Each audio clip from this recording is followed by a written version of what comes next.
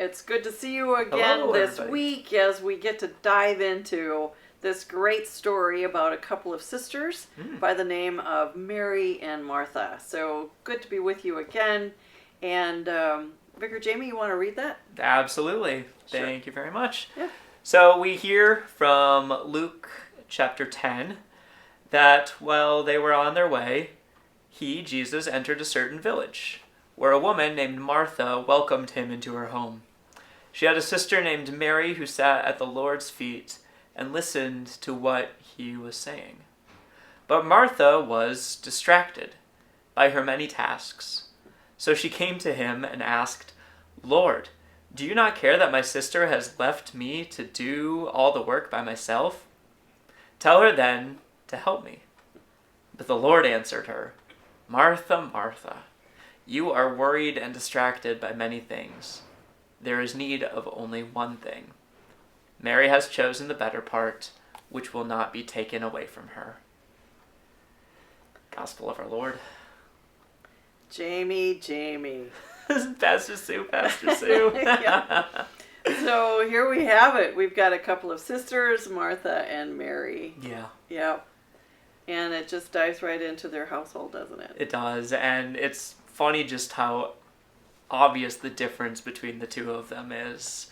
I was just telling Pastor Sue in the past, I've described them as type A and type B personalities, right? Where Martha is hyper attentive and focused and working on cleaning things up and preparing for her guests, very type A type of personality. And Mary is a little bit more laid back and present. And perhaps we have experiences like that in our own families, that sort of difference in personalities on showcase here. Yeah, it is. And I think we have really kind of stereotyped them. Mm-hmm. And it was wonderful for me as I was looking at this story again, is to kind of unbundle it a little bit. Right. See what's there for us in our conversation. And one of the things that I noticed, Jami, really, that Jesus is on his way. He's just been told the parable of the Good Samaritan. Right. He's been asked, and who is my neighbor? And then we get this. So Jesus is on his way. He enters a certain village, and Martha welcomes him into her home. Yeah. Now, we have this wonderful story of hospitality. Mm-hmm. And so in some way, that was nice to kind of say, that's exactly, she is really responding to her neighbor, right, who happens to be Jesus. Right, and we just finished our noon service today where we learned about Lydia, right, who welcomed Paul and Silas and Timothy into her home, who is their neighbor. So a lot of discussions about neighborliness and welcome and invitation. But then we have Mary. Good old Mary. Yeah, and so then we have Mary, who is just sitting at Jesus' feet and listening to him. It's a very, visceral image in my mind. I picture, cartoons where someone's just running in the background, side to side, frantic, and Mary's just sitting there attentively listening, paying attention. And like you said, there is a tendency to maybe stereotype this a little bit, but man, I think there's times in my life where I can relate to both of these sisters. Exactly. And I think this posture of Mary, it's really something to be a woman and to be sitting at the feet of her teacher. Yeah. And as I was thinking about it today, and maybe you have too, what do you think Jesus was saying? Oh, man. I was wondering about that. She was really listening to Jesus. So is he preaching or talking? Yeah.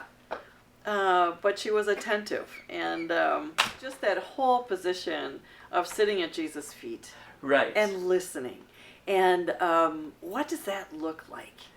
And there's the fact that it concludes with Jesus saying, there is need of only one thing, right? Kind of calling out Martha for her distractions and saying that there is only need of one thing, but what is that one thing? I think that changes in a lot of contexts for us, where we might think, I'm sure that Martha thought that the one thing was what she was doing. Yeah. That was what hospitality looked like, and that's what welcome looked like to her. Yeah, and of course then I think we kind of leave this welcome, which is a good thing to do, And we leave this beautiful kind of Mary sitting at Jesus' feet, listening to him, which is what we're doing in this season of Lent. Right.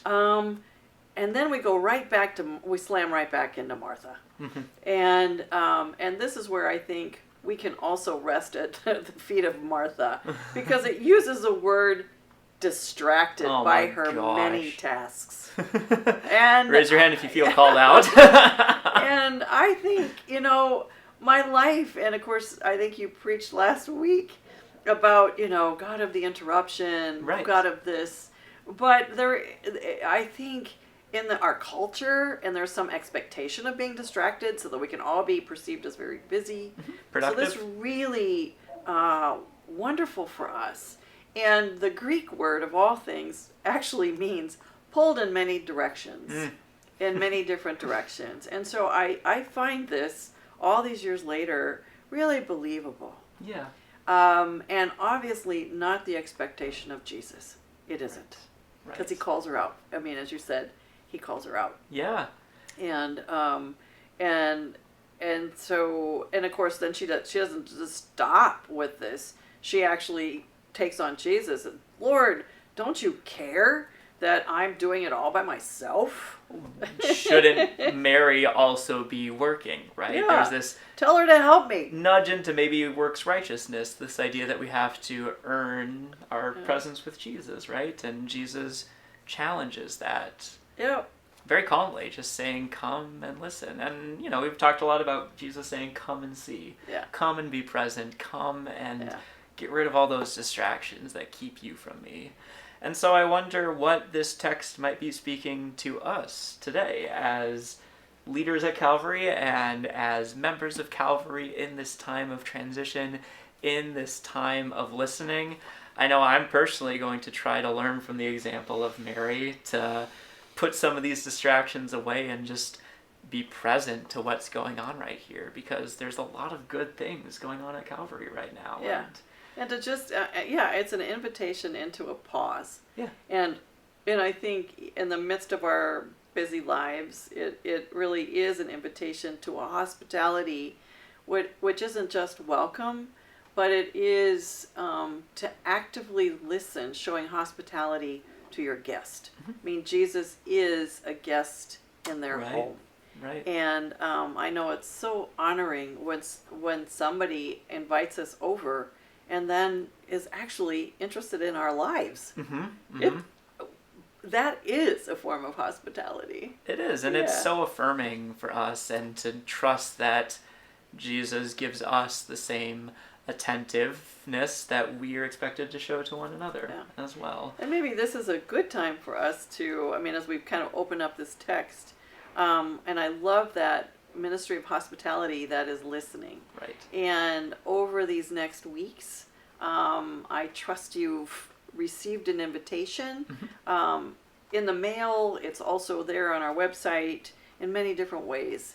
And so for these next weeks, we have trained up listeners who are going to sit at your feet and listen actively to some of your visions and hopes for this place that we all love called Calvary. Yes. And I hope that you'll be able to take some time in Zoom, in person, and that we will honor you by really listening to your story. After all, is this not what our season of Lent is for? A time of pause, a time of attentiveness, and a time to just take some time away from our distractions in our life and truly be Marys to one another.